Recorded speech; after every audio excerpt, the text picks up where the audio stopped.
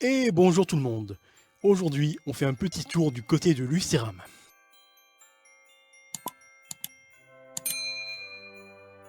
Il existe plusieurs hypothèses pour l'origine du nom du Lucéram. La plus probable viendrait du latin Lucius eram, qui signifie j'étais un bois sacré ou j'étais une forêt, car en effet, dans l'Antiquité, on rendait un culte aux forêts, or les collines environnantes en étaient couvertes. Initialement occupé par les Ligures de la tribu des Lépontiens, cité sur le trophée d'Auguste, le territoire de Lucéram est ensuite investi par les Romains qui établissent un poste militaire sur le trajet d'une voie de communication reliant la Turbie à la Vésubie. Au Moyen-Âge, Lucéram dépend du comté de Ventimille. Cette place forte étant située au croisement de plusieurs axes routiers reliant la Méditerranée aux Alpes et la Provence au Piémont, devient une étape importante de la route du sel.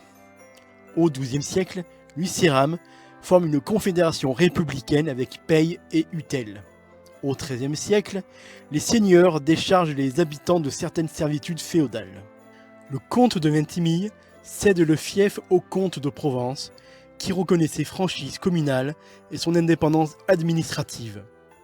De plus, la petite cité est fortifiée par ses suzerains provençaux et des droits supplémentaires lui assurant une grande prospérité lui sont octroyés en 1325 par le roi Robert le Sage et en 1349 par la reine Jeanne.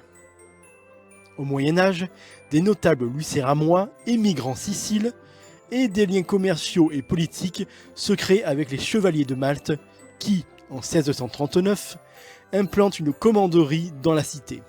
En 1388, la communauté passe sous la juridiction de la maison de Savoie. En ce qui concerne les seigneurs du Lucéram, les actes officiels concernant le partage des successions ont disparu. Toutefois, on suppose que les Lucéramois, tout en étant administrés par des consuls, ont été en permanence inféodés à un seigneur chargé de défendre militairement le fief. En 1395, le gouverneur de Nice, au nom de la maison de Savoie, autorise l'édification de nouvelles fortifications, dont la grande tour qui domine le village, appelée tour ouverte à la gorge ou tour génoise. Lucéram, en tant que carrefour des routes commerciales reliant le port de Nice au reste des États de Savoie, va prendre de l'ampleur jusqu'en 1581, date à laquelle le comté de Tende intègre le duché de Savoie, ouvrant une nouvelle route vers Turin via la vallée de la Roya et du col de Tende. À partir de cette époque, l'ancienne voie d'acheminement du sel passant par Lucéram est délaissée et l'activité de la commune diminue de façon notable. Jusqu'au XIXe siècle, les habitants vécurent de la culture des oliviers, de l'élevage et du commerce.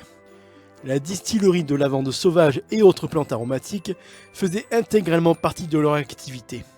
Lucéram possède un riche patrimoine et a gardé son caractère médiéval. La commune de Lucéram est aussi dotée de la plus ancienne station de sport d'hiver du département, avec le hameau de Peracava, situé à 1500 mètres d'altitude. Réchauffement climatique et déficit d'enneigement oblige, Peracava diversifie ses activités aussi l'été. De nombreuses manifestations et fêtes sont organisées tout au long de l'année, dont la plus notable ayant rendu Lucéram célèbre, je parle évidemment du circuit des crèches. Depuis presque 30 ans, les habitants du village confectionnent et exposent des crèches de Noël de leur création. Plus de 450 crèches sont fabriquées dans des matériaux divers, de toutes sortes, de toutes tailles, des plus traditionnelles aux plus originales, installées parfois dans des endroits insolites, sont éparpillées dans tout le village, offrant ainsi aux visiteurs à la recherche de ces crèches la possibilité de déambuler dans les ruelles et de découvrir Lucéram.